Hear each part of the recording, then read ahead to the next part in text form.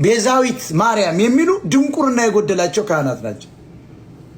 ቤዛ የሆነው ለሰው ልጆች ሁሉ ሲል በመስቀል ላይ የተከነቸረው የተገደለው መስቀል ይዞ እስከሚከብደው 6666 ጊዜ በጠፍር አለንጋ የተገረፈው የሾህ አክሊል ያጠለቁለት ሐሞት ያጠጡት የዓለም ፈጣሪ ሆኖ ሳለ የውሃው ፈጣሪ ሆኖ ሳለ ውሃ ሲል የሚመር ነገር ሆምጣጤ ያጠጡት ያ ነው ቤዛችን። ቤዛ ኢየሱስ ነው። ቤዛ አልፋና ኦሜጋ ነው።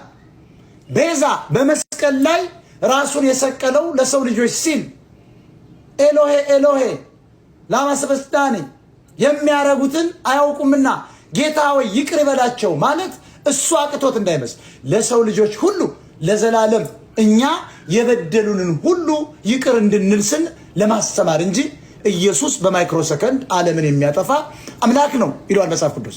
ስለዚህ ቤዛ ማን ነው? ማርያም ነች። ቤዛ ማን ነው? ሚካኤል ነው።